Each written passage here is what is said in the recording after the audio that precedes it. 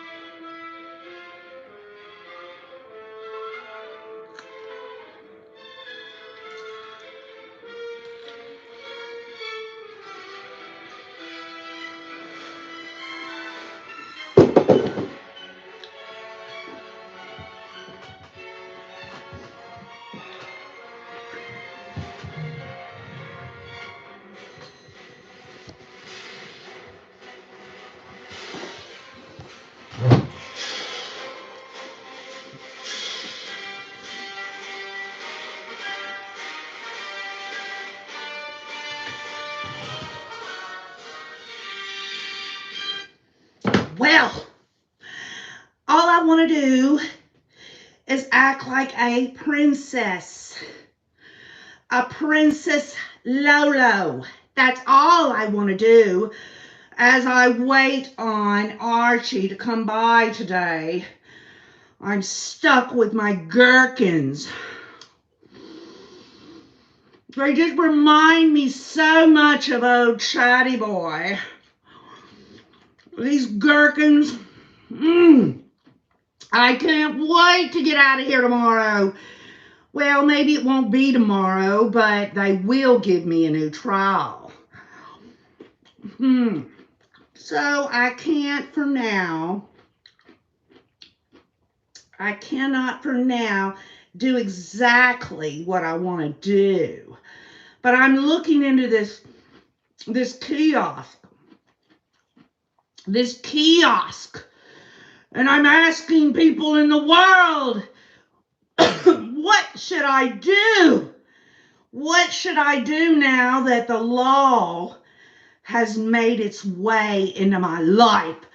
If only I had a set of my own rules. Maybe then things would be just a little bit different and I could be a Princess Lolo. And I could just make sure that I get out here again in society and just believe whatever I want to believe, don't you know? Because the law is the law. And I think that Archie's has got really, really good grounds for me to get a new trial, don't you know? The bottom line is I'm Lolo, and I'm going to get my way no matter what happens tomorrow. Oh, is Archie here? Oh, hi, Archie. Did you bring me anything that I might enjoy? I've been eating these little itty bitty gherkins for some time. What do you got for me, Archie boy? Oh, well, thank you, Archie. I needed a great big one. I couldn't taste those little itty bitty gherkins, but I've got a great big one now. I think I'll save this one for later. You know, tomorrow they're going to have this little hearing, and the hearing is going to, give me a new trial. And I'm looking so much forward to it. Archie, you're so big and juicy. Oh my goodness. I always wanted to be a princess. And now that I am about to have my hearing tomorrow, I just wonder how it's going to turn out. Hello, everyone. Boy, that one was really interesting, wasn't it? I had this thing going that Lori was sitting in her jail cell. And she was sitting in there and she was thinking about how powerful she's going to be tomorrow. And I even ate a few little gherkins for y'all and a bite out of a great big dill pickle to prove a point. Number one, I got you to smile. And number two, the law's about to bury that damn hussy. Good evening, everybody. Beach Bum, Moonlight View, Julie Wilburn, T.S. Jackson 72. I'll tell you what, y'all. Lori, she's probably sitting in her cell today. She's probably thinking that Archie and Thomas have her convinced that she's going to get a new trial. She is under no, I guess what you call, she definitely is not thinking that she's going to get to go home. Although I think in her mind, she probably believes that the divine intervention is going to show up and get her out of everything that she's done. But, you know, it is what it is. Oh, okay, Lillian Lee. That's what I was trying to do. Darth Lolo. That's what she is. The bottom line is when I went to do it, the damn speaker messed up on me. Y'all, this is a low budget deal here. I just coming to y'all trying to have a good time with y'all. Remember we talked about it last time? I said, well, let's not talk about the law when we get together tonight. And let's talk about what would happen. What would happen if there was no law at all and Lori just, I mean, think about it. Think about all of the questions that were put up on the community wall where I asked y'all, well, what do you think if she got paroled? Or what do you think Chad deserves? And I said, don't think of the law. Remember in there it said, don't say anything about the law. Not a single one of y'all said anything outside of the law. And guess what? Even in OKJ's questions, there was law in that. The bottom line is this. Let me just sum it up like this. I challenge you to go on a big website where they've got all the news headlines where you just scroll through them all, and I guarantee you 99% of every title of every article of every news media has something to do with the law. There's only a small percent that has nothing to do with the law at all. Everything that mankind can possibly throw out there, that we are entangled. There is not a such thing as freedom, because if mankind truly had freedom, we'd kill each other. That's just the bottom line. That's just the way it is. Billy Laracy says, I wonder where her portal is. I guess the only portal she's got right now is sitting on the damn toilet, squeezing one off. The divine squeezing log there. The bottom line is Lori is going from a jail cell to prison eventually. And so this is all formality, and we talked about that. I won't go into that again. But what I will say is that we are going to talk about some very interesting things this evening, if you'll give me a chance. Now, folks, the beginning of this dang live stream didn't turn out the way I wanted to, and I hope the rest of it smoothly goes through and we get a little justice through understanding. But you're just going to have to hang in there with me and really listen to what I've got to say. So, the law. All of us live by it. Some form of law. Lori's going to be, her attorneys, I don't know if she's going to be there, but they're going to be in there trying to get her a new trial according to what? Idaho law, within 14 days. She gets that whole damn deal. I tried talking about that in the last live stream. I even confused myself, being the lay person that I am. There's a lot of things about the law that none of us are ever going to understand because it's all interconnected. And that's the whole ordeal about all of this. We have said all the way through the trial, the case, the pre-trial, the trial, and now we're post-conviction here. We've all said that some things just don't seem fair to the victims. Well, just listen up and let me get through this. And I think we'll all see things a little more clearly when it comes to God's law and man's law. Before the law sits a gatekeeper. To this gatekeeper comes a man from the country who asks to gain entry into the law. But the gatekeeper says that he cannot grant him entry at the moment. The man thinks about it and then asks if he will be allowed to come in later on. It is possible, says the gatekeeper, but not now. At the moment, the gate to the law stands open, as always, and the gatekeeper walks to the side, so the man bends over in order to see through the gate inside. When the gatekeeper notices that, he laughs and he says, the gates into the inside tempts you so much, try it in spite of my prohibition. But take note, I am powerful, and I'm the most lowly gatekeeper around. But from room to room stands gatekeepers, each more powerful than I am. I can't endure even one glimpse of the third gatekeeper. The man from the country has not expected such difficulties. The law should always be accessible for everyone, he thinks. But as he now looks more, should always closely at the gatekeeper in his fur coat and at his large pointed nose and his long thin black Tartar's beard, he decides that it would be better to wait until he gets permission to go inside. The gatekeeper gives him a stool and allows him to sit down at the side in front of the gate. There he sits for days and years. He makes many attempts to be let in, and he wears the gatekeeper out with his requests. The gatekeeper often interrogates him briefly, questioning him about his homeland and many other things, but they are indifferent questions, the kind great men put. And at the end, he always tells him once more that he cannot let him inside yet.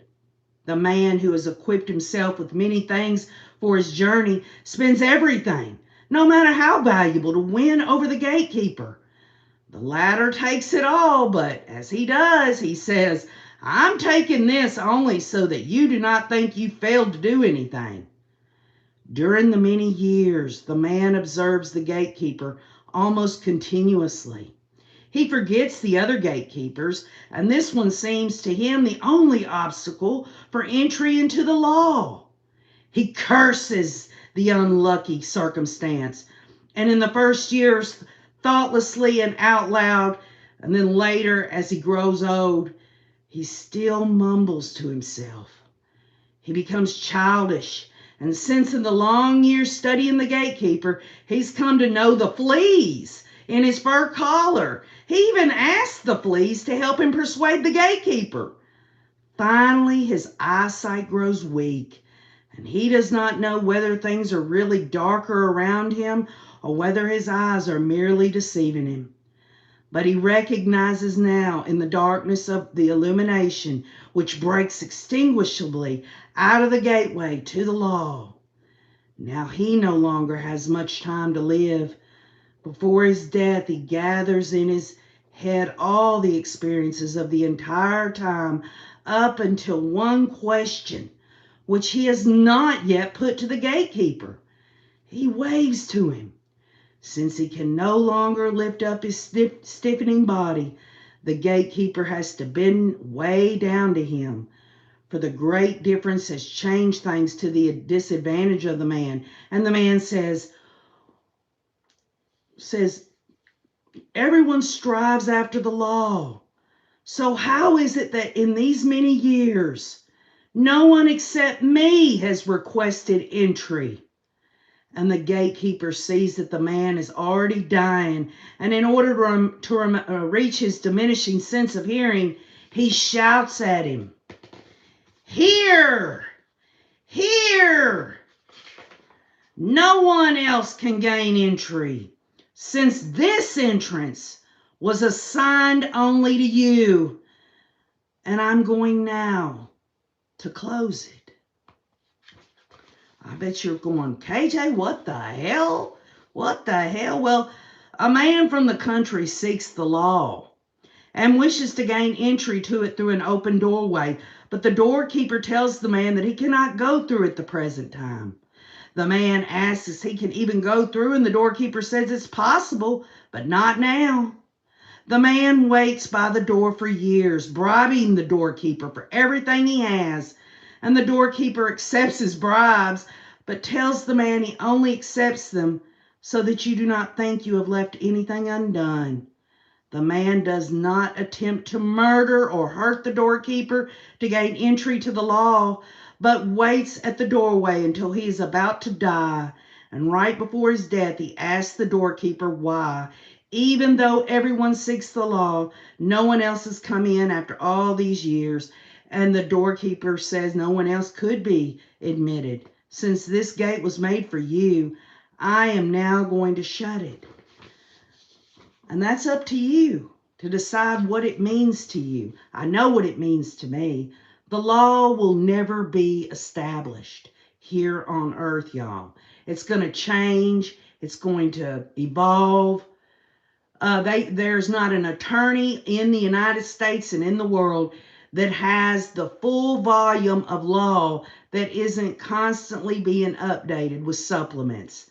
They're either changing the law, or they're adding to the law, or they're taking the law away. And folks, most importantly of all, a law is only as good as it is enforced. We have so many laws on the books here in the United States. There is no way to financially enforce every law on the books.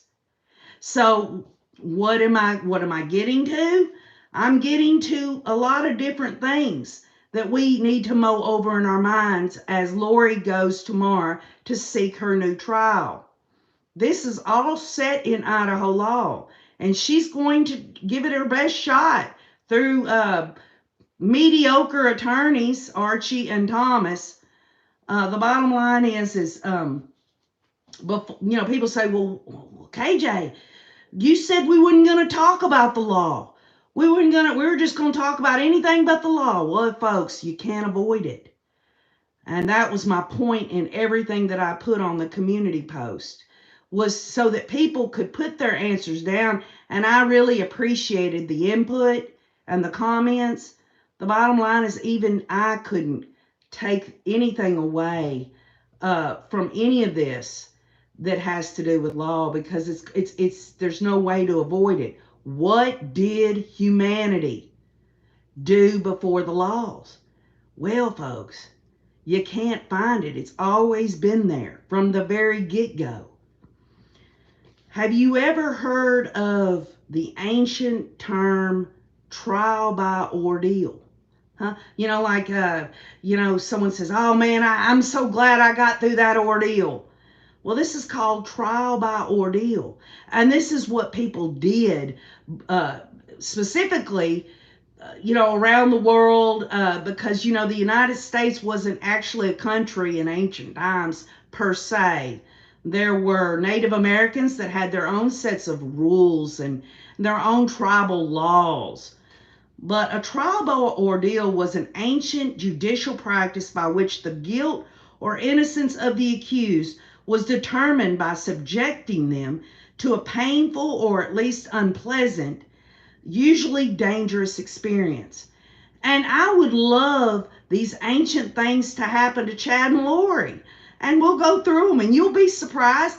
Y'all ever see like a medieval movie where some bad guy wants to joust with this champion guy, and they're jousting, and that's how they were able to say, okay, the winner is the one that's the noble one and gets their way. Well, you got by combat, trial by ordeal. Ordeal by combat took place between two parties in a dispute either two individuals or between an individual and a government of another organization. They, or under certain condition, a designated champion acting on their behalf would fight, and the loser of the fight or the party represented by the losing champion was deemed guilty or liable. Champions could be used by one or both parties in an individual versus individual dispute and could represent the individual in a trial by an organization. An organization or state government, by its nature, had to be represented by a single combatant selected as the champion. Although there are numerous cases of high rank and nobility, state officials and even monarchs volunteering to serve as champions, combat between groups of representatives was far less common but still occurred. Now, why do I tell you this? Because let me say this. If we were back in those times and Chad Daybell was standing there and you had Larry Woodcock, or I may even go so far as to say Kay Woodcock or Cresha K. Easton, or some of these victims' family members, Kobe Ryan, could you see them two combating it out? Chad Daybell would get his ass stomped. And you think Lori would fare any better in a combat by ordeal by combat? I'm going to tell you what. Put me in a room with Lori Hussey Daybell, and let's see who the champion would be, because she would be down on her ass as quickly as I stepped up to her. But then you have the trial by ordeal. How about this, y'all? How about fire? This is all documented factual history behind everything before man civilized. And I'll tell you, there's nothing civil about what Chad and Lori did by fire. Ordeal by fire was one form of torture. The ordeal of fire typically required that the accused walk a certain distance, usually 9 feet, or a certain number of paces, usually 3, over red hot coals, or holding a red hot iron. Innocence was sometimes established by a complete lack of injury, but it was more common for the wound to be bandaged and re-examined 3 days later by who? By a priest who would pronounce that God had intervened to heal it, or that it was merely festering, in which case the suspect would be exiled or put to death. So back in ancient times, you already had this priest, these religious leaders that would do this. And anyone wants to tell me that somebody could do that? Now in the Bible, you had, Meshach and Abednego in the furnace, and they didn't get burned or nothing. But what I'm talking about is this was a practice. Ordeal by fire. And then you had ordeal by oil. Trial by boiling oil has been practiced in villages in certain parts of West Africa.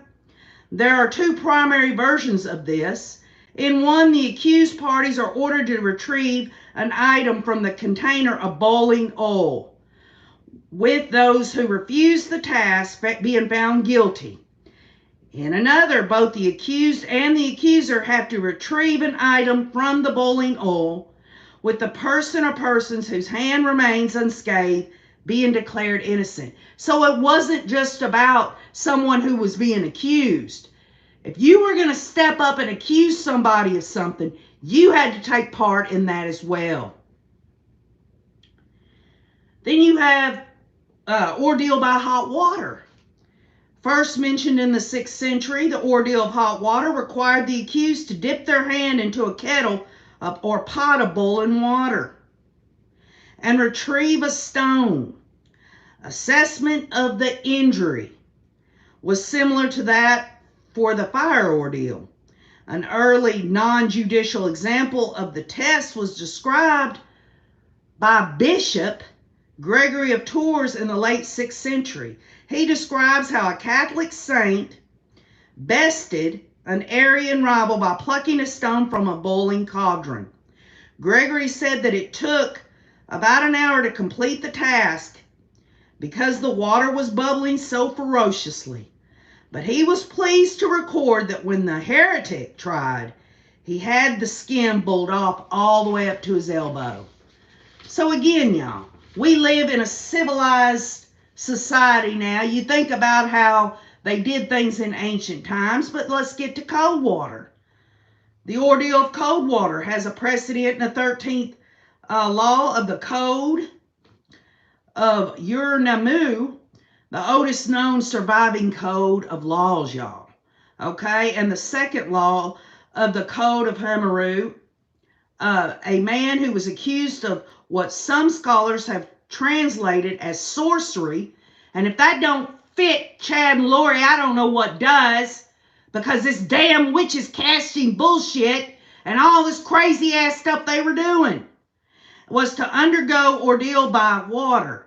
If the man was proven innocent through the ordeal, the accuser was obliged to pay 3 shekels to the man who underwent the judgment.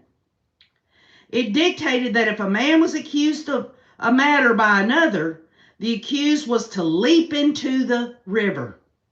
If the accused man survived this ordeal, the accused was acquitted. If the accused was found innocent by this ordeal, the accuser was to be put to death, and the accused man was to take possession of the then deceased accuser's house. So again, here's another example in history before man got civilized, and we've got a hearing tomorrow where this is going toward Idaho statute and Idaho rules. We look back and we see, wouldn't it have been a lot better just to do some of this stuff to Chad and Lori? Because now we've got the witch hunt. Most of us understand this.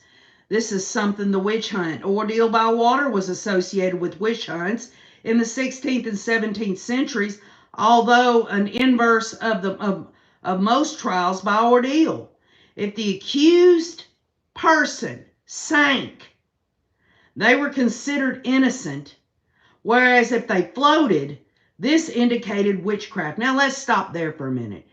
I don't know about y'all, but I think human instinct is what? Fight or flight, this desire, this innate thing in us that wants us to live. I guarantee you, if I'm put in water, my physical instinct is going to be to try to stay up there, whether I was guilty or innocent. So you can imagine some of these people where they were trying to just stay alive instinctively were innocent. And think about it like this. Some of these people, they sank. What happens when you sink? Number one, I believe, this is just theory, but if you're going to sink, that means you're not swimming, which means what? You're going to drown. So either way it goes. The ordeal would be conducted with a rope holding the subject so that the person being tested could be retrieved following the trial. But all it takes, y'all, it's a biological fact. 1 teaspoon of water can drown your ass, okay? Then you got demonologists here, varied in their explanations as to why trial by water would be effective, although spiritual explanations were the most common. Some argued that witches floated because they had renounced baptism when entering the devil's service. Okay, so there you go on that. I mean, can anyone really see clearly enough to understand that when these people got together to talk about harming someone else, I mean, the bottom line is that when all these people, these women, Chad, Lori, Alex, all of them, Zulema, Melanie Gibb, Melanie P., all these other women, get together, put their arm to the square, talk about taking someone out. There's nothing but devil service in any of that. They could have said a million different things that was loving, caring. Then you've got ordeal by ingestion. Franconian law prescribed that an accused was to be given dry bread and cheese blessed by a priest. If the accused choked on the food, they were considered guilty. Now, think about this, y'all. We know there is a lot of injustice today. We know that. But, I mean, how many people are going to damn choke on bread and cheese? I don't think too many are.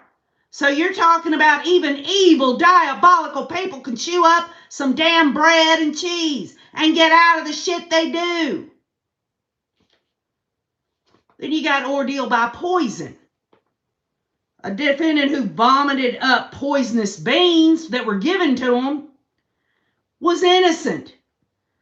But if a defendant became ill from ingesting those beans and they didn't throw them up, and they became ill or died, they was considered guilty. So I guess this goes into along the common sense thing is that some people, perhaps biologically, when they eat something, some people are quick to throw it up, and some it absorbs quicker. You know what I'm saying is it has nothing to do with the guilt or innocence of anybody. According to all of these theories, y'all, and this has all been going on way before the United States was established in the laws they have, federally, on a statewide basis, the state of Idaho, county, city, all the freaking damn laws coming out our ass. All of these things the theory was put forward by many economic professors that trial by ordeal may have been effective at sorting the guilty from the innocent. And this is just a theory. On the assumption that the defendants were believers in divine intervention for the innocent, then only the truly innocent would choose to endure it. So I guess this goes back to, if somebody said, okay, you got to take these poisonous beans, and if somebody truly believed in divine intervention, they wouldn't have a problem doing that. That's no different than me saying, oh, KJ believes in God, and I believe everything the Bible says, but I'm going to step right here outside in front of a bus. So, but then it talks about the guilty defendants would confess or settle cases instead. This is a theory again, y'all. So again, if I was faced with having to take poison, and, I'd be like, I don't want to take that poison. And some people are done false confessions, whatever, to get out of the pain or the torture of having to deal with shit. Therefore, the theory goes that church and judicial authorities could routinely rig these ordeals, no matter what they were, all the way through mankind there. They could rig them so that the participants, presumably innocent, could pass them. Which means to me that when it comes back through ancient times, it was always about these spiritual people, whether they were priests, bishops, tribal leaders that's supposed to have had special powers, spiritual powers and stuff like that, and that they ultimately were the ones that were deciding the fate of these people. Because again, the bottom line is that they didn't have what we have today, and the minutia of what we've got today is absolutely, there's no way to go through that gate. The gatekeeper there, remember the story? There's no way to go through that and go to the law. If you study the law for the rest of your days, the most educated scholars, lawyers, whatever, that went through law school and everything, they're never, ever going to ever be able to make it to know the law completely. So let's get to it. Let's get to what we have today. What we're going to see tomorrow. Well, maybe I know the court denied Nate Eaton of East Idaho News being able to have cameras in there, but I think they're going to have a courtroom camera, and if for nothing else, I believe we'll get the audio. And many of y'all have been keeping up with Difficult Research, Cresha K. Easton. She is, I'm going to put that announcement out where she talks about if there is no way to see it or hear it tomorrow during the day, she's going to do Nate Eaton's tweets. So be sure to look on her channel for that. But let's look at this. Leslie Van Houten stabbed my stepmother 14 times. California can't parole her. Let's just keep in mind, if you can't absorb what we've talked about thus far, let's move forward in this. In California, parole for violent offenders have become increasingly focused on the concept of rehabilitation and the possibility that a violent offender may return to society and contribute in a positive way. Evidently, the law applies to everyone equally, at least in theory, no matter the severity of the crimes or the havoc wreaked on society, such as when followers of Charles Manson murdered 9 people started in 1969. The victims included my father and his wife, Rosemary, my stepmother. Surviving perpetrators of such crimes have a chance of parole. Surviving perpetrators of such crimes have a chance of parole regardless of the unspeakable details of their actions. At the end of May, for example, the California Appeals Court said that Leslie Van Houten, the Manson family follower who helped kill my father and stepmother, should be paroled. Their ruling overturned Governor Newsom's 2020 decision to deny parole to Van Houten, who was convicted of stabbing my stepmother 14 times. Van Houten has shown extraordinary rehabilitative efforts, insight, remorse, realistic parole plans, support from family and friends, favorable institutional reports, and at the time of the governor's decision had received 4 successive grants of parole, the judges wrote. These words stand in stark contrast to the horrors endured by my father and stepmother in their final moments before death. Mrs. LaBianca's body, clad in a bathrobe, was found on the floor of the master bedroom of her home in a wealthy neighborhood in a district of Los Angeles. A pillowcase was pulled over her head and tied loosely with an electric cord from a lamp. The body of her 44-year-old husband, the owner of 4 Los Angeles supermarkets, were discovered on the floor beside a living room couch. He was wearing pajamas, and his head had also been covered by a pillowcase held in place by a knotted lamp cord. He had been stabbed 12 times. A carving fork was stuck in his abdomen, a kitchen knife in his throat, and the word war had been cut on his abdomen. He also had 14 puncture wounds in his abdomen, apparently from having been stabbed 7 times with the fork. It is difficult for me to try and understand the leniency as it currently has been interpreted by the law. Personally, the topic of the 73-year-old Van Houten's bid for release has been very difficult. I was 13 years old at the time of the murders in 1969.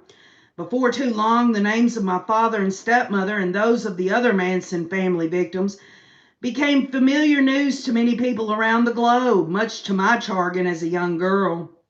How do I react to such news in 2023, that Van Houten may soon be released after 53 years? Should I speak out and share the personal side of what it means to be a survivor? Should I stay quiet like I've always have and let the older members of the family deal with it? My cousin has been a pillar of strength for many years, so I've always felt confident and comfortable with his representation at parole hearings and other matters. I have certainly become accustomed to media barrages focused on the Manson cult. Why should this time be any different? Yet somehow I feel that this time is very different and becoming increasingly complex. As someone told me long ago, it might be helpful to keep telling yourself, that was then, this is now. I tried, but it isn't working. Lately, I felt like I am back in my childhood home, 14 again, and trying to finish my homework as my biological mother argues with television newscasters. She would say things like, "Why don't they just lock all those murderers up and throw away the key?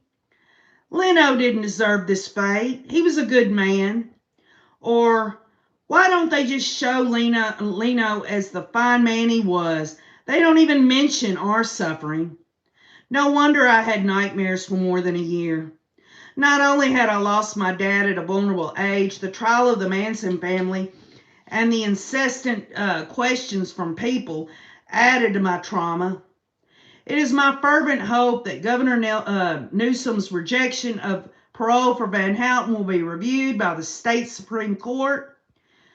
While I commend Miss Van Houten for her efforts at rehabilitation, says Governor Newsom, and acknowledge her youth at the time of the crimes, I am concerned about her role in these killings and her potential for future violence. Miss Van Houten was an eager participant in the killings of the La Blancas and played a significant role. The topic is difficult for me to intellectualize. It is a personal feeling I have, an intuition, an uncertainty about the parole release of a Manson follower. Even an ex-follower, as one journalist recently reminded me. Although I continue to study the various aspects of the law in order to grasp the situation, doing so always brings back the painful memories of long ago in 1969. Yet, the issue is important now, not only for me or my family, but for others who are similarly distraught. The argument that was then, this is now, does not apply. And if y'all can't see the forest through the trees on that, to think for a second, and I understand this is California, and every state is different, but make no mistake, y'all, no one can see into the future. And Idaho could abolish a lot of things. They can change the laws. They can do all kinds of things, these appeals, all of these things. For all we know, 20, 30 years down the road, y'all, Lori could very well be walking on the streets again. We're not talking about tomorrow where she gets a new trial. Because even if she did get a new trial, does anyone really think for a second that she'd be walking around here in the next 5, 10 years? No, her ass is going to Arizona to deal with that. But what I'm trying to say is the law, the bottom line is that no matter where it's at, it's nothing here on earth. It's nothing to really ever really find peace with. Justice, true justice, only comes from God Almighty. But let's look at it. Let's look how the law, let's put that aside. Let's look at the fact of someone else who's been through this system that's supposed to get these victims' family members justice. Let's look at it. And although this is not per se in Idaho, it is in Utah. Thomas Eugene Creech. He's the oldest guy on death row. Okay? He was convicted of 3 murders committed between 1974 and 1975 and sentenced to death row in what state, y'all? Idaho. It was reduced 2 years later. It was reduced 2 years later to life imprisonment.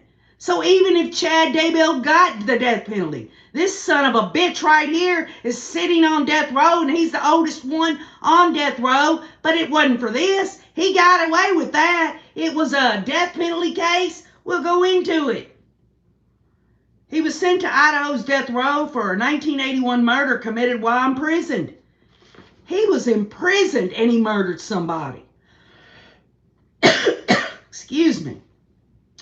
Creech later confessed to a total, y'all, of 42 murders in various states, some of which allegedly involved the Hells Angels and the Church of Satan. Most of his additional confessions are uncorroborated, but police believe strong evidence links Creech to 7 additional murder victims. And as of 2019, y'all, Creech is the longest serving death row inmate in Idaho. Thomas Eugene Creech was born on September 9th of 1950 in Hamilton, Ohio. He grew up in an unstable household where his parents frequently argued with one another, eventually leading to a divorce. Creech was left to live with his father, who years later would die from unclear causes right in front of him. At that time, he claimed to have attacked the male nurse who had tended to his father. The next few years of Creech's life was difficult to verify, as they are interwoven with hearsay and his own uncorroborated claims. From what little can be definitely confirmed, he ran away from his hometown and became a drifter, traveling frequently cross-country. In December 11th of 1969, he was sentenced to 2 to 50 years prison term for unarmed robbery. He was paroled in 1971, and in 1973 he married 17-year-old Thomason Loren White of Boise, Idaho, who allegedly became a participant. She even became a participant in at least one of his murders. She was eventually moved to a psychiatric hospital in Salem, Oregon, where she subsequently committed suicide. In a letter that Creech sent to the TV stations decades after the fact, he claimed that his wife had been raped by a gang of men and then thrown out a window, causing her debilitating, physical and mental issues that were the primary contributors for her decision to end her life. On August 22nd, 1973, he broke the conditions of his parole by allegedly stealing 13 cartons of cigarettes in Portland. The charges were dropped after he was admitted to a psychiatric hospital for a mental evaluation. Creech was housed in an open ward and was described as a model patient during his short stay, being released only a week later, after it was determined that he did not suffer from any mental illnesses. He then moved back to Portland, where he found a job as a cemetery sexton. He later quit his job after the body of a man was found in his living quarters. Shortly thereafter, he and his new girlfriend, 17-year-old Carol Spaulding, would move to Idaho. On November 6th of 1974, Creech and Spaulding were hitchhiking from Lewistown to Donnelly when a 1956 model Buick Century, operated by two house painters, 34-year-old Edward Thomas Arnold and 40-year-old John Wayne Bradford, picked them up. Along the way, Creech pulled out a rifle and shot both of them before burying their bodies along Highway 55 near Cascade. Their bodies and blood-spattered car were found the next day. In the meantime, Creech had befriended a 26-year-old named Gene Alvin Hilby, who later agreed to bury the rifle at his behest, unaware that it was a murder weapon. 2 days after the murders, after Creech was proposed as a suspect in 2 additional murders in Oregon, and for supposedly sending death threats to the newly elected Colorado Senator Gary Hart, he and Spaulding was arrested in Glens Ferry by police officer Bill Hill Friday, who had been notified that they were fugitives wanted for murder. While both of them were arraigned on murder charges, Creech was cleared of his supposed involvement with the death threats, as it was determined that it was just rumors that spread from a police officer, one of Hart's campaign managers, and a prosecutor. About a week after his arrest, Creech attempted to commit suicide by slashing his wrist with a broken piece of mirror, but managed only a minor injury before being restrained by prison guards and moved to another cell. Hilby, the man who had buried the supposed murder weapon, had originally also been charged with participating in the murder, was later released on probation after pleading guilty to hindering a murder case. In January of 1975, it was decided that the now 18-year-old Spaulding would be tried as an adult for the 2 counts of first-degree murder. Creech continued to cause trouble even after his arrest, as on June 16, 1975, he attacked and injured his cellmate, William Fishner, during an altercation. Fisher had to be driven to the hospital to treat his facial injuries, but no further information is available about the incident itself due to a gag order being placed on the case. A month later, Creech attempted to sue the Idaho Statesman for supposedly violating his right to a fair trial by publishing information on other crimes he was either convicted or suspected of, thus possibly prejudicing the public against him. In August, shortly after a change of venue to Wallace was accepted, Creech was sent to the hospital after suffering injuries caused from falling out of his bunk bed and hitting his head. In October, it was ruled that an alleged confession in which Creech, who initially had claimed was not near the murder site, says that he had shot and killed the two men after they pulled a knife on them and threatened to rape Spaulding, can be admitted as evidence in the upcoming trial. After his taking the stand at his trial, Creech shocked the entire nation when he readily admitted on the stand the responsibility in 42 murders in nearly a dozen states. He alleged the first murder occurred when he was 17 and he drowned a friend in New Miami, Ohio. In his confession, Creech claimed he had killed a gay man in San Francisco in 1965 after running away from home, and later killed 5 people in Ohio in contract murders while he was with the Hells Angels, and later began killing people in satanic rituals involving human sacrifices. In total, he claimed to know of such killings that had occurred in Burin, Washington, San Diego, San Francisco, Malibu, California, Beaver, Ogden, and Salt Lake City, Utah, Tulsa, Oklahoma, Jackson Hole, Wyoming, Missoula, Montana, Wichita, Kansas, and another city in Colorado. He also directed the authorities to 2 alleged burial grounds in Los Angeles where he claimed they could locate 100 victims, but the searches only turned up a cow bone. While his confessions were shocking, authorities considered most of them to be bogus, with one officer saying that his recitation of the satanic rites had been copied word for word from an issue of Playboy. Nonetheless, they were able to link him to the murders of 9 victims in total, none of which were killed in supposed satanic sacrifices. Gordon Lee Stanton and Charles Thomas Miller in Las Vegas. 19-year-old Sandra Jane Ramsoon, who was killed not long after Dean. 22-year-old Rosalie Stewart near Braggs, Wyoming. A 50-year-old Vivian Grant Robinson in Sacramento, California. Among the credible victims was 70-year-old retiree Paul Schrader, who had been stabbed to death in an apparent robbery at a downtown motor hotel in Arizona on October 23, 1973. Creech, who at the time had found work as a cook, was in Utah, was later arrested for disorderly conduct and identified as a suspect after a routine police check revealed that he was wanted for Schrader's murder. Creech and Thomason White were charged with the murder, but the pair was acquitted, y'all, after only a few hours of deliberations. While he was now considered a self-admitted serial killer, Creech continued to profess his innocence in the Arnold Bradford murders. The jury took a few days of deliberations in order to return a guilty verdict to the case due to the confusing circumstances.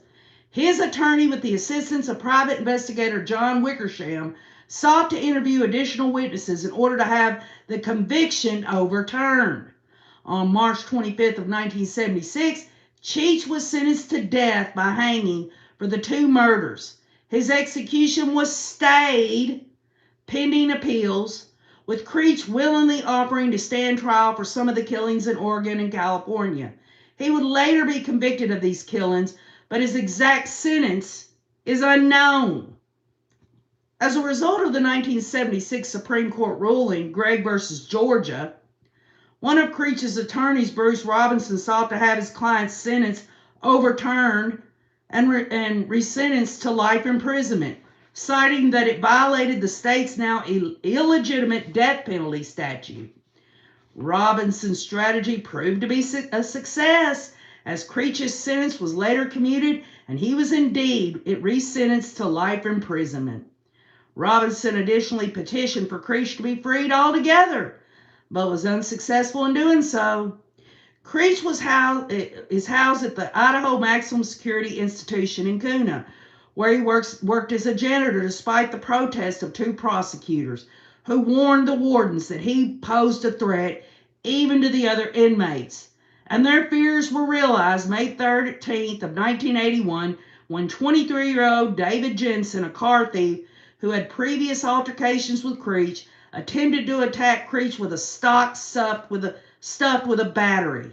During the scuttle, Creech managed to take hold of the sock and started beating Jensen with it, repeatedly bashing and kicking his head and causing Jensen's death. He was quickly tried, convicted, and sentenced to death, asking the victim's father for forgiveness and stating his wish was to be executed as he did not want to die in solitary confinement. Since his second death sentence, y'all, Creech has been housed at the Idaho's death row, where he is also the longest serving inmate. One of the prosecutors at his original trial, Jim Harris, later told in an interview that he now preferred him to be taken off death row, as he considered that his case has cost the taxpayers too much for an execution that possibly may never come. In 2020, Creech and another death row inmate, Gerald Pizzuto, filed a federal lawsuit in which they claimed their rights were violated by the state's secrecy surrounding the execution protocol. This lawsuit was thrown out by the judge, citing their ongoing appeals as a prime factor of why it has no current standing. Now, you think about that. I want y'all to think really long and hard about that, because the bottom line is this will never end in terms of what the law has to say in any of it.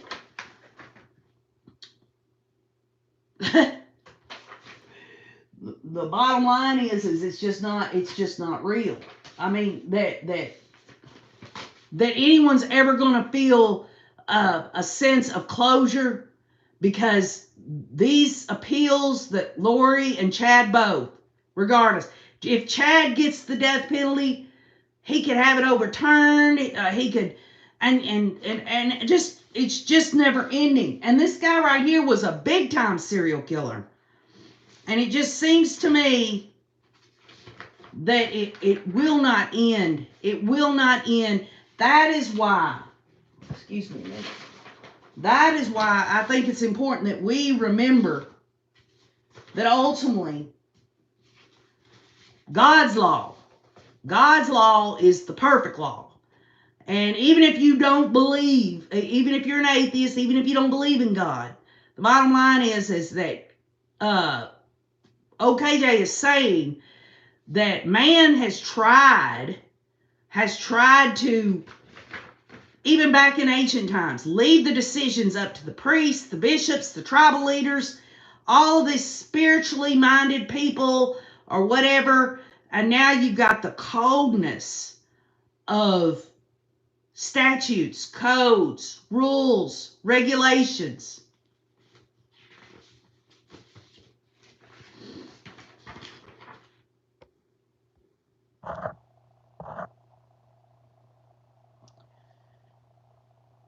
Yeah, T.S. Jackson 72.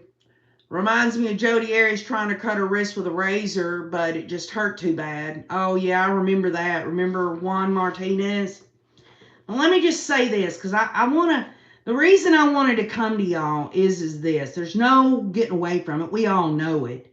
There's no getting away from the law. Lori, she can have all the faith in the world that her attorneys are going to get her a new trial, or that somehow her attorneys, which they will have to stay her attorneys unless Archie and Thomas retire or get ill or sick. It's got to be extenuating circumstances. They will always be there for her appeals process. But according to Psalm chapter 19, verse 7, it says, "The law of the Lord is perfect, reviving the soul. The statutes of the Lord are trustworthy, making wise the simple. The precepts of the Lord are right, giving joy to the heart. And the commands of the Lord are radiant, giving light to the eyes. God's law is perfect. It's immutable and unchanging. It never changes. Man's law is constantly changing. It is the same today. God's law is the same today, yesterday, and forever.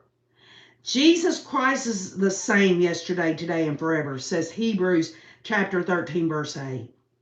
God's law applies in every generation, every culture, regardless of the society, cultural, and individual preference. God's law is the golden standard upon which all laws should be drafted. And I think man is trying to look at that. But the problem with it is, y'all, this is what I'm saying. God he's in the business of forgiveness. He'll forgive anyone who has remorse, that want to turn over their life and make it better. But let me just be clear. God forgives, but when you do this crap here on the earth that hurts other people or breaks the laws, that doesn't mean God takes those consequences, those earthly consequences away. Yes, he forgives it if someone is truly remorseful and confesses with their mouth, but that doesn't get the person out of the consequences. That would be like saying, oh, I'm just so sorry I did what I did, and please, God, forgive me. And God says, yes, I forgive you because I know your heart and I forgive you. But I'll tell you what, you still get arrested. You still get tried. You still either get proven innocent or guilty, and then you get your penalty, your punishment here on earth. Man's law is flawed. This is because it's based on human opinions, ideas, and values which change over time. Just all y'all have to do is pick up a magazine, a book from something that was written in the 60s, or watch movies. Look at what was acceptable back then versus what's acceptable today. Man's interpretation of God's laws are often based on personal choice. Man takes a personal choice to look at it that way, rather than on what God actually intended. We should strive to create a justice system that considers the full scope of God's law when making decisions, rather than relying on man's flawed interpretation of God's perfect law. If we can come to a greater understanding and acceptance of the differences between man's flawed interpretations and God's perfect law, then we can create a legal system that works for everyone, regardless of their religious beliefs or personal choices. Because again, God's law is perfect, and man will never be perfect. And yes, it's good that they look toward God for things, but the problem is man puts in their own interpretations on things and their own ideals on it. And what one judge decides, Judge Boyce decides to do for Lori in sentencing, another judge might do something totally different. So anyway, hi, Curly Shirley. Mercy and severity have to stay balanced. Oh, I love you too, Crescia. I'm looking forward to seeing you go live tomorrow. I don't know if you're going to do maybe I misunderstood, but you were going to do the tweeting if that's what Nate Eaton was going to do. And if not, I'm pretty sure that the court's going to have a live stream of it. So I'm going to be there on your channel, checking all that out, seeing how it goes. I have no worries whatsoever. What I do want to bring out in all of this is, Lori she's going to have to deal with Idaho law. And as I have showed and demonstrated quite clearly, in Idaho, along with examples from other states in California, the bottom line is that some person who is a victim or victim's family member, such as yourself, Crescia, the bottom line is that can't be the only thing that makes you feel good or resolved or have closure about what happens to Lori and Chad. Yes, all of us want to see her ass nailed to the wall. along with Chad Daybell. And honestly, time after time after time again, I've researched it. There have been conspiracy cases through Idaho where there were inconsistent verdicts and it didn't cause a single problem. So I don't see how Chad cannot get the death penalty. But even then, the bottom line is that he is going to have to, he's going to have to be put at an expense to the Idaho taxpayer. Pure and simple. Norma Guerrera, it's Mountain Time, I believe 9:30. Please, y'all, go to Cresha K. Easton's Difficult Research. Look on her, click on the live part. She's got a thumbnail for tomorrow. She explains all that's coming up tomorrow. We should all be there for her tomorrow. 9:30 Mountain Time, says Cresha. So let's do that. Listen, I can't begin to put things together the way that I feel like everybody would be able to intake it smoothly.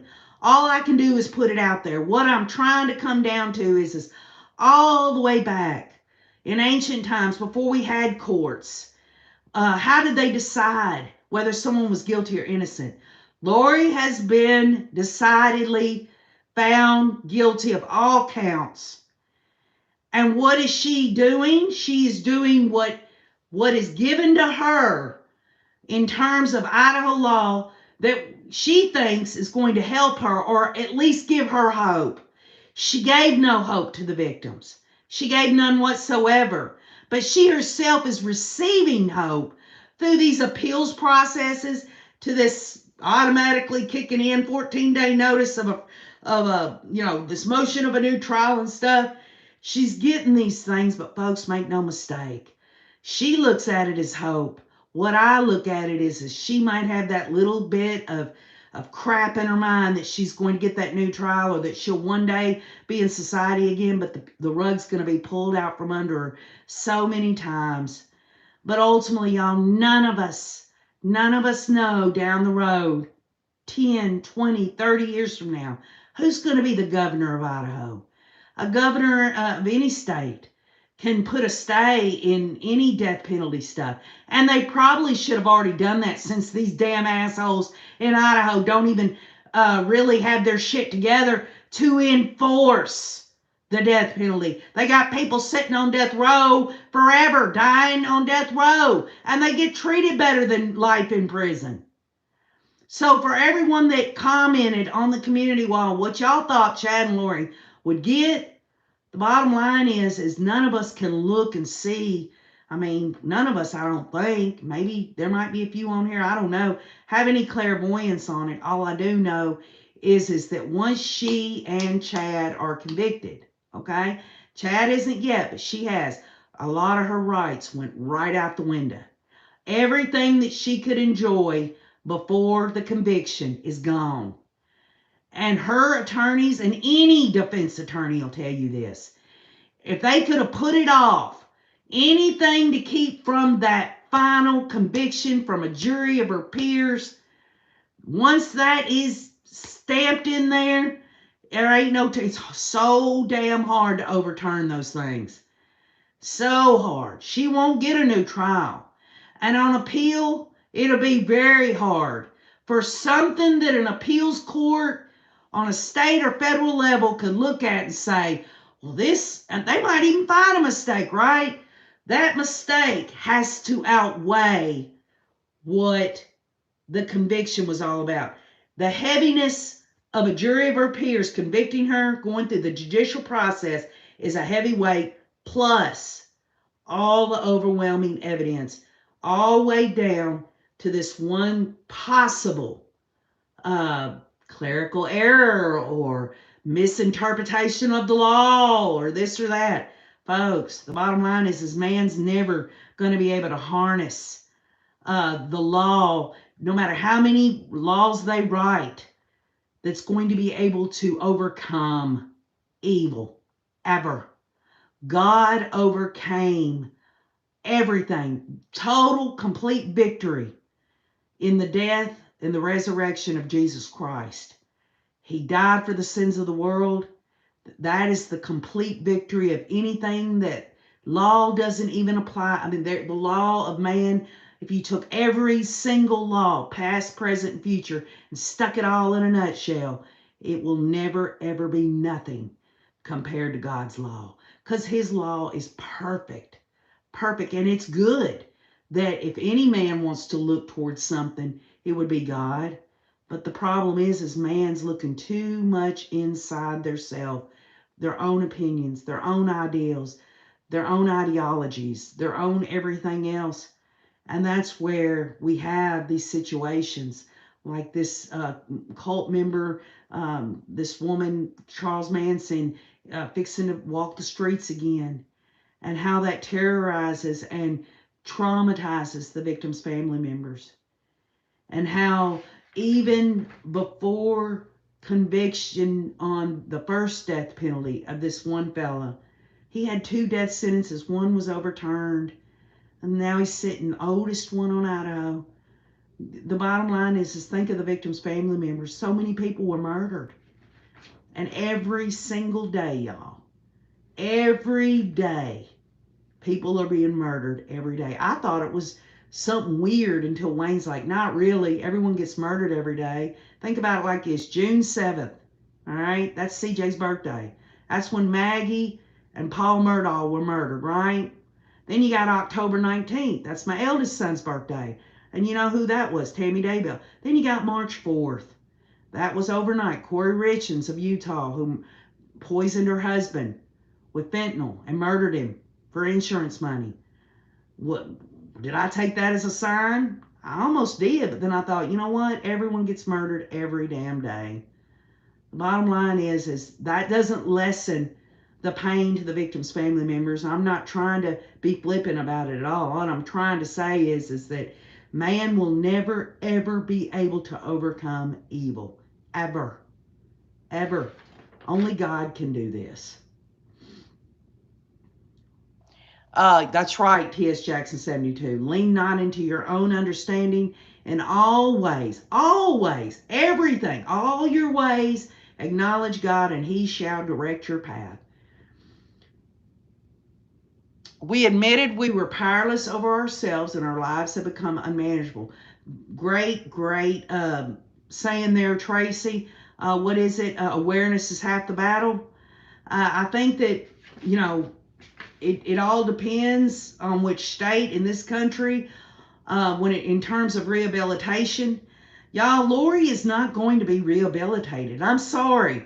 I mean, I know it seems like I'm just being a wet blanket. I would like to believe, I honestly would like to believe that all humans can be rehabilitated and be good members of society. She's never going to be rehabilitated, and Chad Daybell are not going to be rehabilitated. Think about it like this. If she went through a rehabilitation program in Women's Pocatello Prison, okay, and she stayed there 20, 30 years and she got to get out one day, what the hell's this woman going to do? What's she going to do to be a fruitful member of society? What is she going to do? She ain't going to do nothing but go back to the same stuff she did before. And that is to believe all this crazy stuff. You want to make God laugh, tell him what you're going to do today. All we can do is expose evil. The rest is up to God. That's right, dodging bullets. And just remember this. There is absolutely nothing that God doesn't see. God sees it all in the darkness and all. When you take, for instance, this one fella. He's on death row. And what does this damn prison do? They let him out to be a janitor. They're even told by the sheriff and another prosecutor, hey, don't do that. This guy is very dangerous. What does he do? He murders another inmate and gets the death penalty. The bottom line is these people don't change. They go along with whatever they're going to go along with. And if you're saying the punishment should fit the crime, for God's sake, this woman in California stabbed this woman 14 times. And yet the punishment fits the crime that she gets let out. Even she's 53 years in jail. I don't give a shit how young she was. Her life doesn't mean nothing now because she took another life for no reason at all, an innocent life. And that's what bothers me. Mankind wants to play God. They want to say, we're going to put you through all these programs after you've done all this evil, diabolical shit. And we're going to basically try to re-educate you and make you into a different person so that you can get out on parole and lead a successful life. What do they're letting the demons out of the corner, y'all. That's what they're doing. They're unleashing them. I mean, folks, I'm sure there are some people that's done terrible things that got out on parole who went on to lead productive lives. But folks, we're talking about evil, diabolical people here. And Idaho, that they got a death penalty, by God, use that damn shit. Enforce it. Do what you gotta do. Laws will be different for next victims. My mama is pissed. My dad's sad. I don't like being told how to grieve. God has been paving the way for so many things to be brought to light, says Cresha. Well, I'm not telling anybody how to grieve because I'm telling you right now, I have no idea what it feels like to you. Even though my brother was murdered, I am me and you are you, Cresha. And I don't know how you're supposed to grieve what you've been through. I know what I've done to grieve, and I know what I've had to do. But that's just me. What I do that's worked for me, I have no right to say, hey, this worked for me, so you should do this. What I am saying is God is love. God has the final word. God's laws are perfect. And we said it before this even went to trial. This whole 2 years, we were like, they just wait till they get judged by God. It's going to be awful for them, right? The bottom line is that as I see it, and I see the severing of the cases, the death penalty being taken off the table for Lori, the way that Idaho has done what they've done, the fact that the state waited to the last minute on DNA evidence that we don't know what it is, but the bottom line is it's almost like the people it's just overwhelmed mankind on how to adjudicate these people and get them punished or exonerated, one way or the other. It's just like it's falling apart. The whole judicial system is falling apart.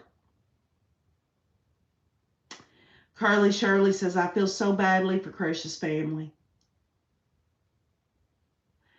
Tracy says, we came to believe in a power greater than ourselves could restore us to sanity. Please do not join community theater. I get it. I'll tell you what, though. I tried.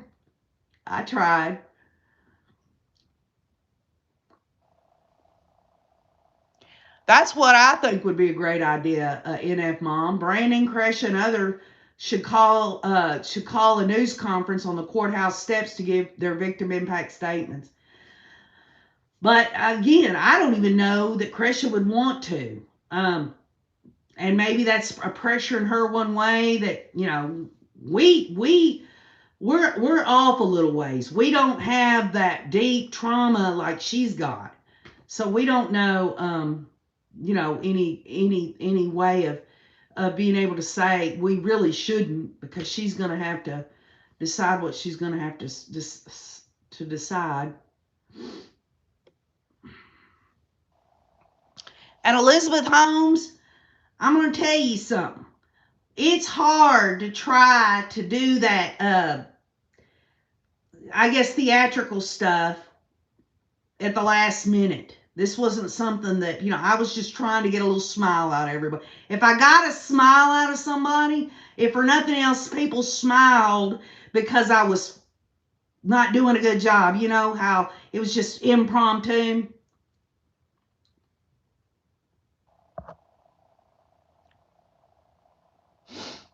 But there was one other thing I wanted to bring up. I don't know if I got it with me or what, but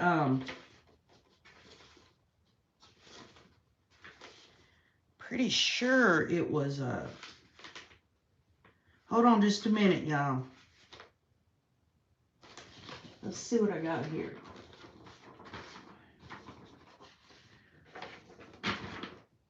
Oh, T.S. Jackson 72. What I was trying to do, y'all. What I was trying to... God, that light's hot. What I was trying to do was make it look like... I was going to do the Star Wars, the Darth Vader music, and I was going to have her on there, and I was just trying to get y'all that, but my speaker messed up on me, and I was thinking in my mind, I was like, that figures. That figures. Anytime I try to do something so quickly, not really thinking, just wanting to have a little fun at the beginning and get a few smiles, it don't work out. Never has.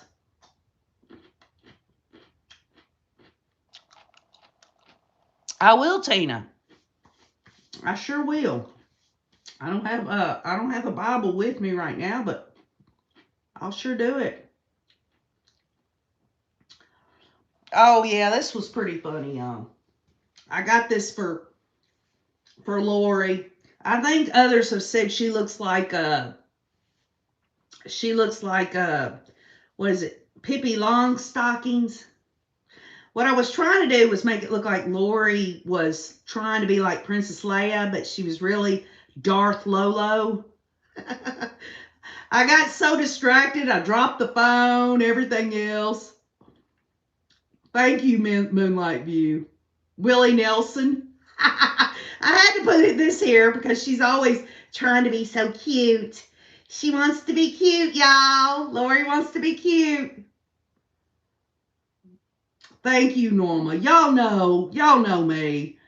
I'm just your average everyday person. I know. She looked awful. She looked like a decrepit Lori dodging bullets. 1979 ACR. You think I could do a good Lori? You think John Pryor and Chad are thinking about dill pickles?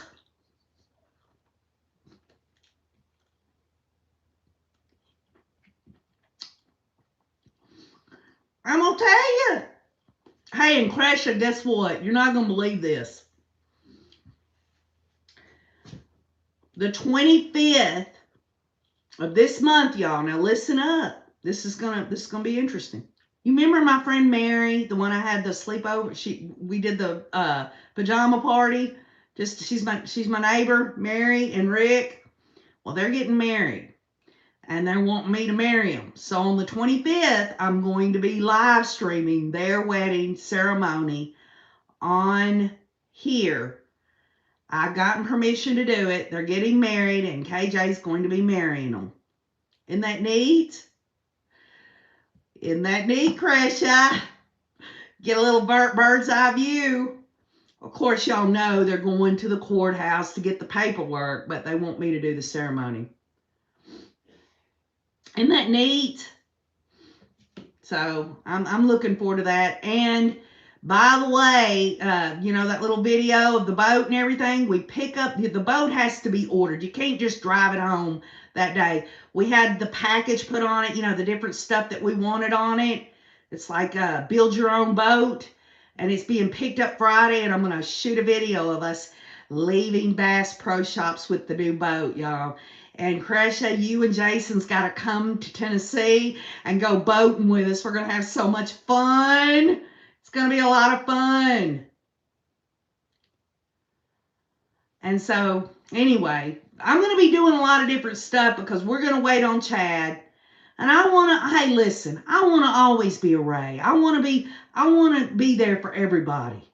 That's what I want to do. I have a love in my heart for all the Rays, and I really want to be there. And no, it's not always going to be about, you know, we might not get a lot of news here and there on this case. I'm not interested in other cases. What I want to do is I want to share my life with y'all. If y'all want to share y'all's with me. I really truly care. I've been with y'all for all this time, and we want to see this through with Chad. I'm sorry I'm not going to go to Arizona with y'all, but the bottom line is I am waiting on Chad, and I do want to get with y'all. Well, thank you, Billy. I'll let Mary know.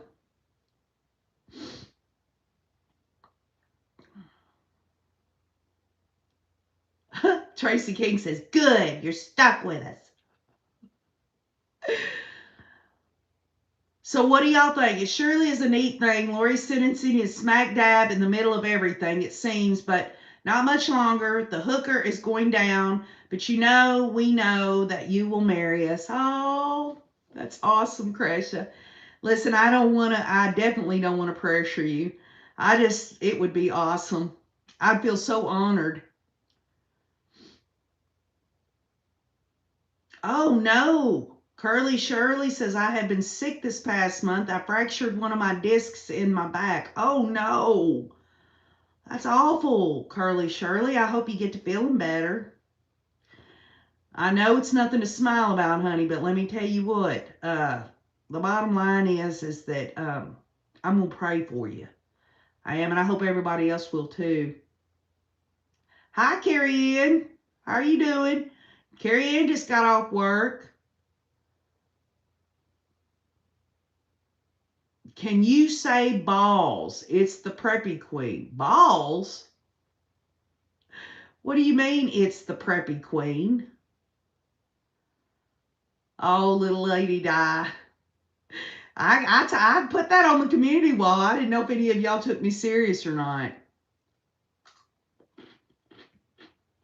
And for all of y'all that used to love gherkin pickles, but now you think about what OKJ says and everything, just know I still eat them. CJ LeCo. Oh, that's all right, Carrie Ann. At the beginning of it, I screwed it all up. I was trying to do a little skit, and it messed all up.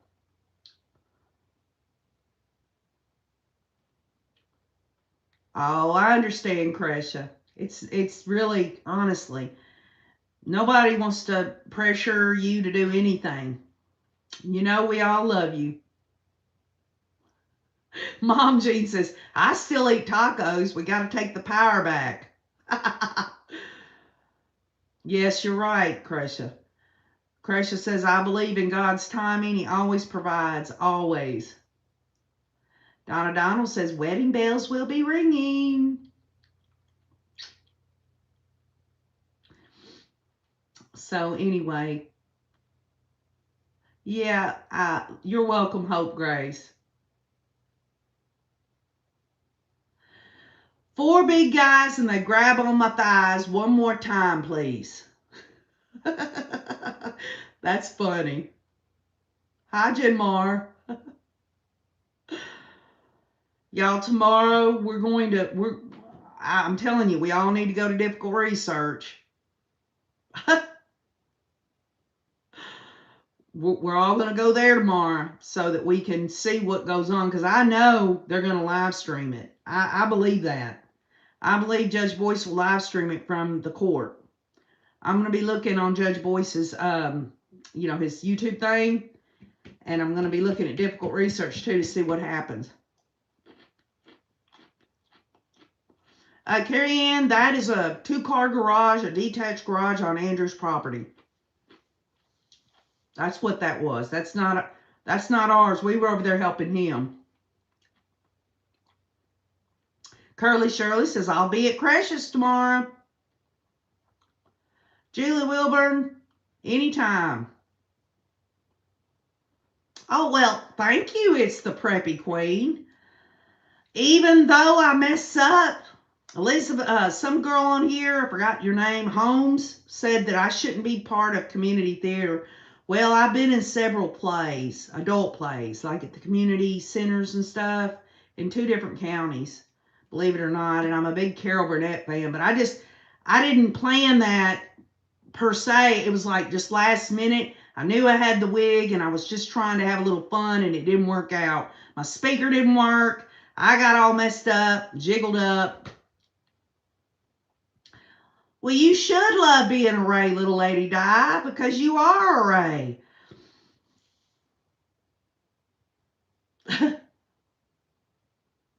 Goddess tacos, Carrie Ann says. So let me ask y'all something.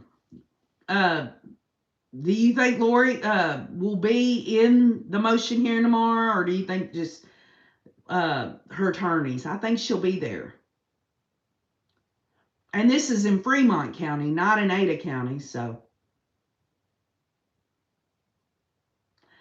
well, thank you, Donna Donald. Thank you, Vivian Lundgren. Oh, Paula, I'm not talking about adult, like graphic or nothing. I'm talking about grown people are in them. Like I've been in The Sound of Music. I've also been in, what was it? The Footloose. Everybody cut loose. Footloose. No, not for dancing. And I've done Charlie and the Chocolate Factory. You get blue like everyone. But me and Grandpa Joe will make your troubles go away, blow away. There they go. Cheer up, Charlie. Give me a smile. What happened to that smile I used to know? Oh. Billy says, I think she'll be there just so she can hear everyone from the judge to her lawyers. Curly Shirley's giving me, yeah, I need some flowers. I need to take a bow. Dow, a deer, a female deer. Ray, a drop of golden sun.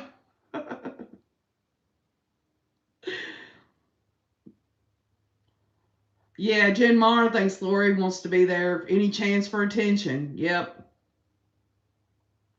My favorite skit of Carol Burnett's when she sits down to play Sorry. Y'all remember that one? Sorry!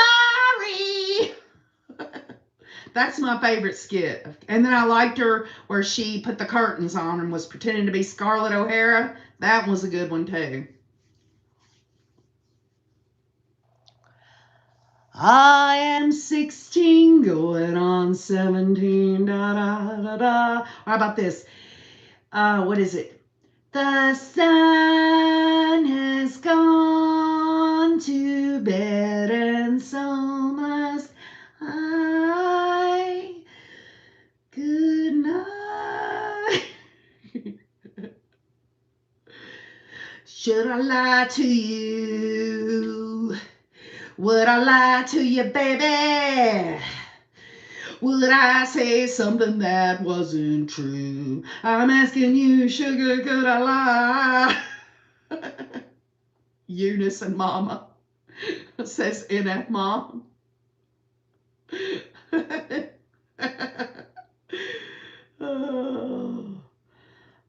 I wonder if Chad has got a hold of the transcript of Lori's trial yet. I bet his ass is puckering good, don't y'all think? Jason and Wayne's in the other room too, Crash. Wayne's in there going, oh my God, what's she doing now? Y'all better love poor Wayne. He's put up with me over all this. He's very supportive now. But I'm telling you, he must think I'm a nut job.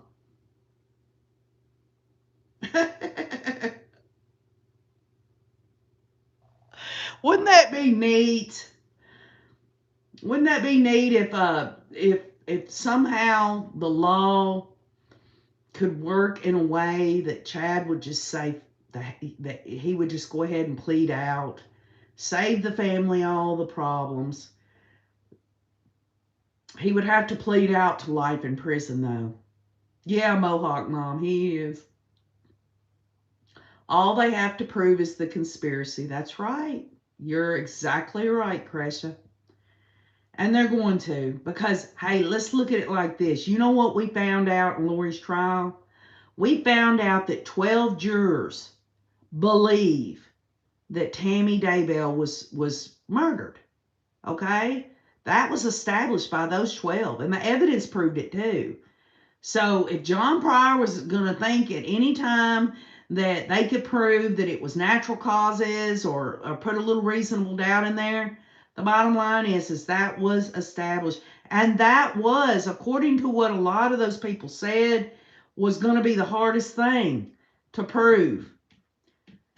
I keep going back to that thing where Rob Wood talked about we have more on Lori than Chad. And I just believe they really had more on Chad and not Lori. And they was just playing reverse psychology with Summer. That's what I think.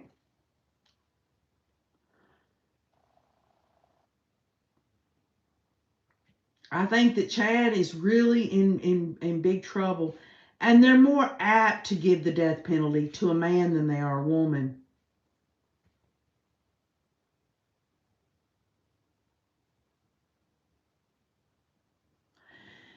Then I think I'd like to learn more after the fact, if any way to do that. I remember you said it a while back. Yeah,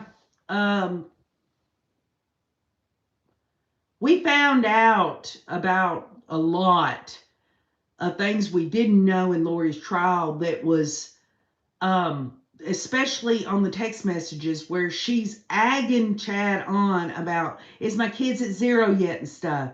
I didn't know that. Now, I knew there was evidence of how she was about Charles, but until all this came out in her trial, I didn't realize how deeply involved she was intimately about wanting the kids dead. And Chad, it's obvious. It's so obvious. He definitely, those were her kids. So he was just going along with whatever so that he could get his gherkin satisfied.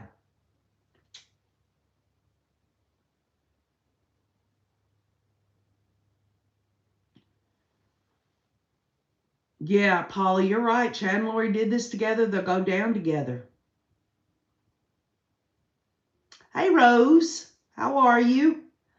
You missed me messing up at the beginning, unless you're coming from the beginning, of me trying to do a little skit of Darth Lolo there. She's crazy.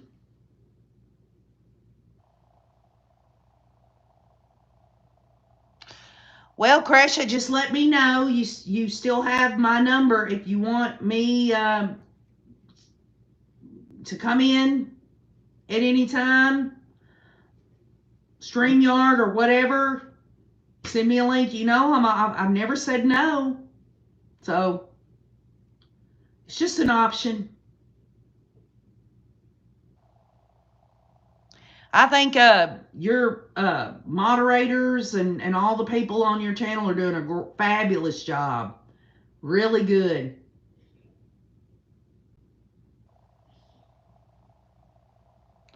Well, Rose, at the beginning, I tried to do a skit and I messed up. I dropped the phone. The damn speaker wouldn't work.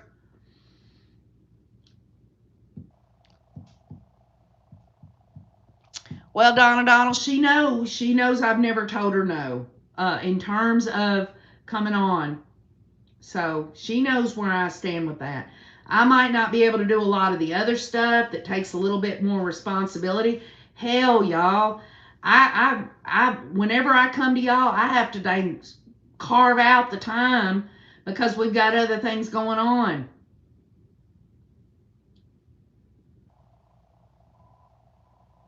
It does, Kresha. Corey Richens' case. And you know what's weird is the other day I was listening to that case, and what we had been told before this hearing was that they found GHB in her house, and that's what originally got me thinking about it. I was like, wow, this woman is from Utah, i.e. Idaho, i.e. Arizona, all those, what is that, the corridors or whatever. And then, but when they had that hearing the other day, the detective said they never found any illicit drugs in the house, never said anything about GHB. So that was weird. And then, of course, it freaked me out there when I found out that her husband died on one of my son's birthdays. And I got to thinking about it, and I thought, well, I don't think I can do it. I mean, if you want to cover it, Kresha, I could do some research for you, and you know, if you need me to come on there, I will. But in terms of this channel, we're getting justice through understanding on this case and this case alone. And I made a promise to the Rays that we were going to see the adjudication of this case. And I think a part of me tried to just back off because it was Lori and she was convicted. And I was like, wait a minute, I can't use that technicality. I've got to go all the way. And then, of course, some were saying, well, why not? Why aren't you covering Arizona? And I'm like, no, this was about the kids. This was about the kids. And yes, Tammy, but mostly about the kids. And it was about the way that they did things in Idaho. And so I really don't want to go there on Arizona. I just don't. Right. When you think about, he takes her off the life insurance, this Corey Richards, GHB's brought up in it. Guess what? They're members of the Church of Jesus Christ of Latter-day Saints. I know that's, you know, neither here nor there, but there was just a lot of similarities that kind of wigged me out there for a short amount of time. I am interested in it, but I'm not that interested in it.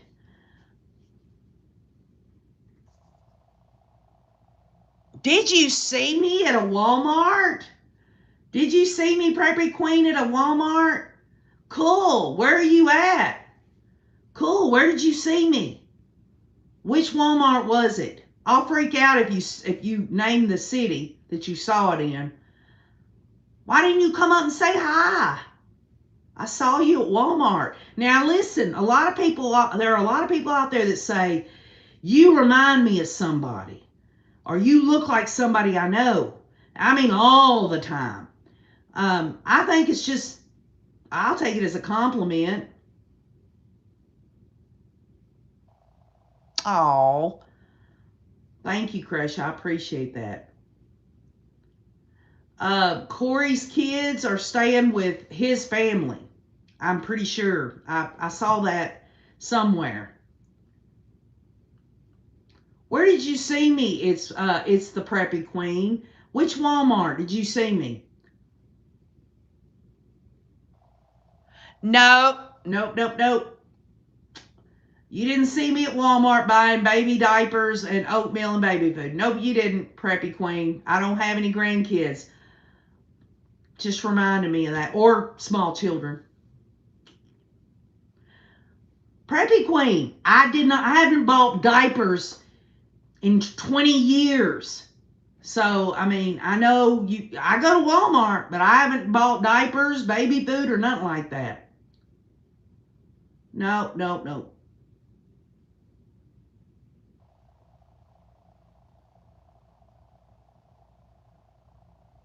Well, I will, Crash. I'll do that. I can email you any of my work product, and you can use it if you'd like.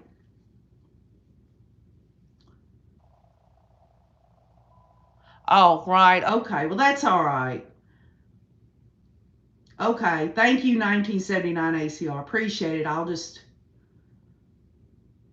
Julie Wilbur. If I saw you in Walmart, the whole store would know. Mariah Stostola. Hey guys, I know this is off topic, but I just found you. I'm going to be a grandma. Well, Mariah, in the midst of me wanting a grandbaby, you're going to rub it in on me. Congratulations, Mariah. It couldn't happen to a more wonderful person. Congratulations.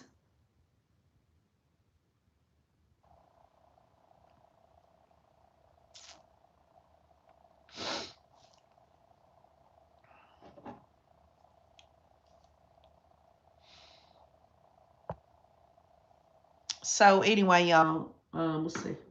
Yes, Crush is telling you, Mariah, congratulations on that grandbaby.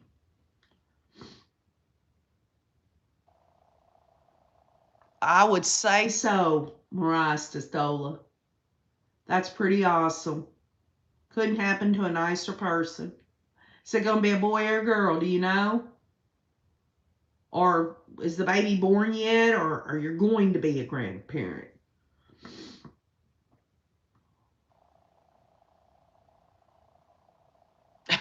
Beth Boudon, congratulations. All right, y'all. I'm going to get off here. I love y'all. Just wanted to get with y'all the day before the motion for a new trial. Let's all get with Cresha tomorrow and let's go through it together. I'll post screenshot images on the community wall, but I know Cresha said she's going to cover the tweets live. So I'll just put them on the community wall for people that can't join that.